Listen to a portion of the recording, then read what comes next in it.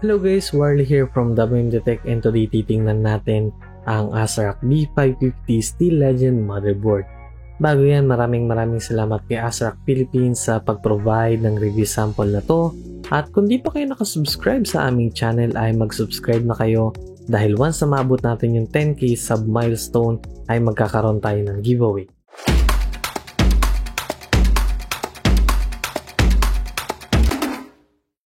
Before we start, this video is sponsored by cdkoffers.com.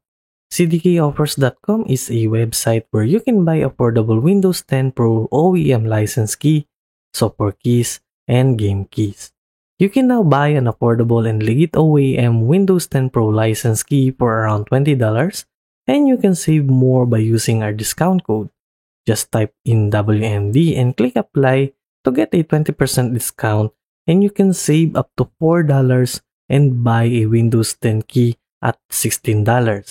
Buying a Windows 10 keys here in the Philippines is really expensive and can cost you at around $100 to $150. At cdkoffers.com, you can buy a legit Windows 10 Pro OEM keys at an affordable price, and you can easily pay them via debit or credit card, PayPal, PayMaya, or even GCash. All the other details and links about cdkoffers.com are in the description box below. Para sa packaging ni ASRock B550 motherboard, as usual andyan yung Steel Legend Gray and Silver design niya. Sa harap makikita natin yung brand at logo ni B550 Steel Legend. Sa lower part naman makikita natin yung compatibility niya na Ryzen 3rd Gen ready itong motherboard na to, at syempre yung Polychrome sync feature ni ASRock B550 Steel Legend. Sa likod naman makikita natin yung details, specifications at features ni B550 Steel Legend, so mamaya iisa-isahin natin yan. Para naman sa pricing at availability, so mabibili nyo si ASRock B550 Steel Legend at around 9,100 pesos sa PC Hub. Sa mga online stores naman gaya ng Lazada at Shopee ay nagre-range ang price niya at around 9,000 to 9,500 pesos. At kung gusto niyo naman ng medyo international, sa Amazon naman ay $149 ito. In peso ay 7,448 pesos yan. Pero syempre, depende pa rin sa palitan ng dollar to peso sa araw ng pagbili nyo, at idagdag nyo pa yung shipping cost.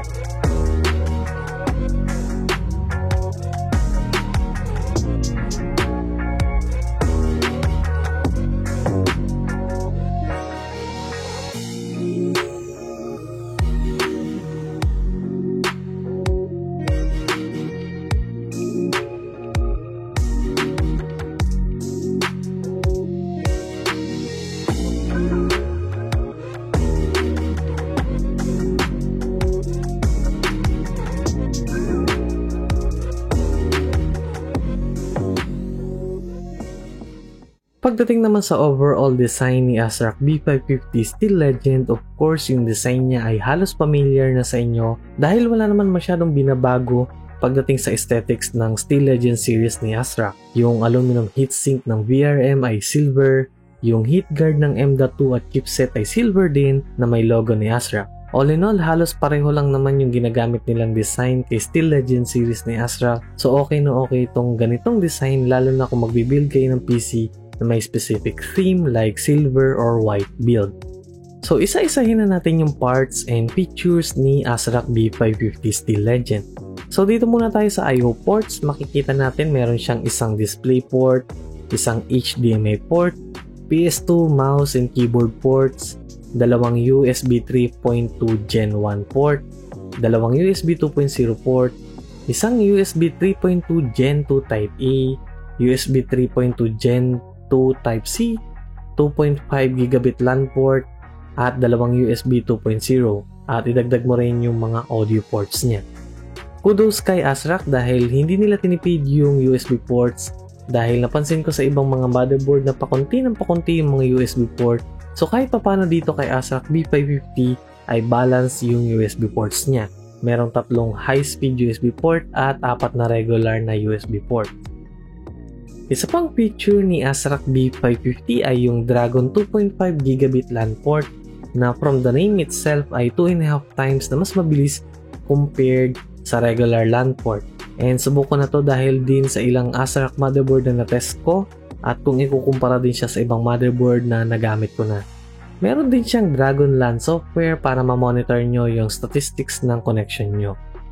Doon naman sa audio ports niya ay meron itong gold audio jacks na for me ay mas okay dahil maiiwasan nito yung pagkakalawang at yung ground na nagdudulot ng static habang tumatagal. So makakasiguro ka dito na mas matibay siya at mas stable yung sound transmission niya. And lastly, yung IO shield niya ay integrated na rin so hindi na kayo mahihirapang ikabit separately yung IO shield ni ASRock B550 doon sa case nyo.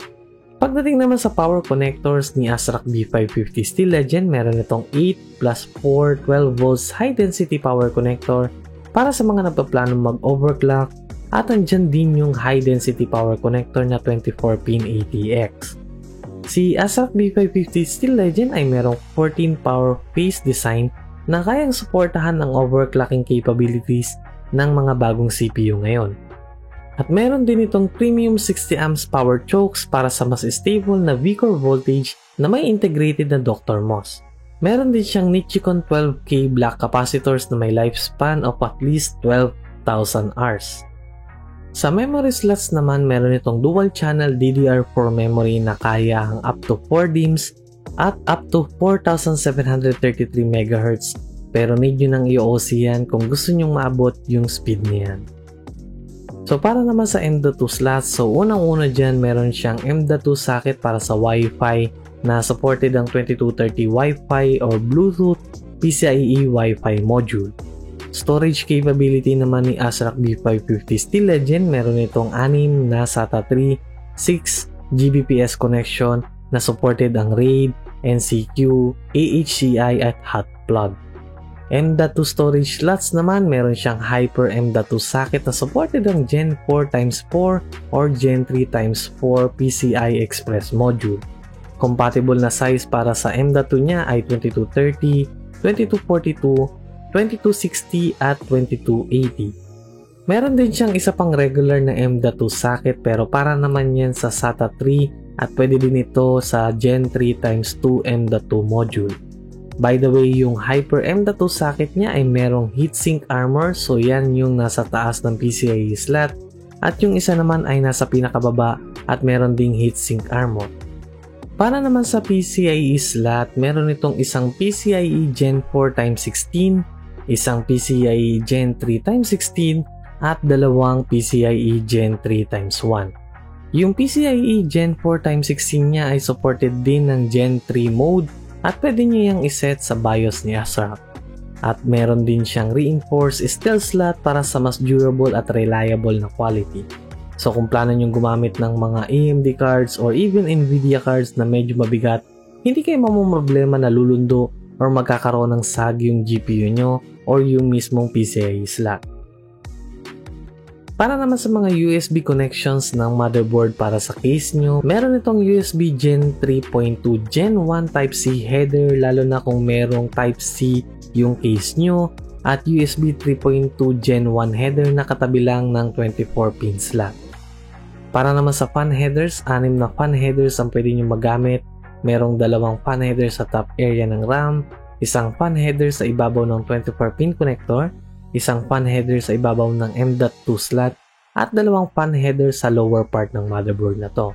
So all in all, meron kang 6 fan headers na pwedeng magamit at lahat yan ay compatible sa Smart Fan Speed Control ni ASRock.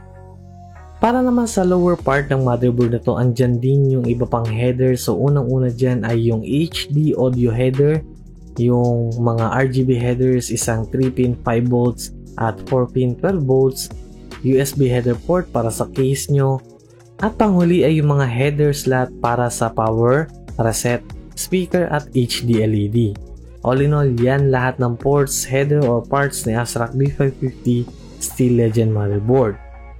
So sa panghuling part ng video natin na to, para naman sa ilang mga features ni ASRock B550 Steel Legend, unang-una dyan ay yung dual M.2 heatsink armor ng motherboard na to na mas nai-improve yung heat dissipation lalo na sa mga high-speed SSDs.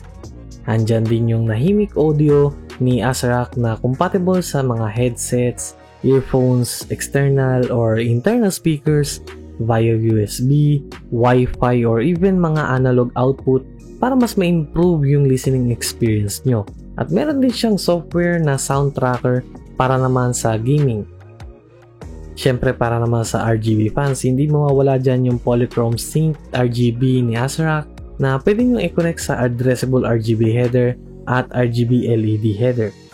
Yung Dragon 2.5 gigabit LAN din na nabanggit natin kanina na mas mabilis ng 2.5 times compared sa normal LAN port at meron din siyang software para mas ma-monitor nyo yung connection nyo.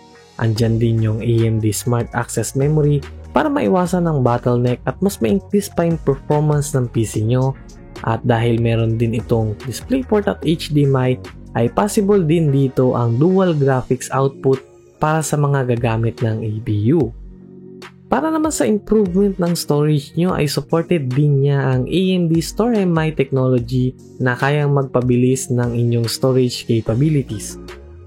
At pinakahuling feature niya ay yung full spike protection para maproteksyonan yung motherboard sa mga power surges at unexpected voltage spikes. And ayan na lahat ng features na pwede nyong magamit kapag bumili kayo ng ASRock B550 Steel Legend.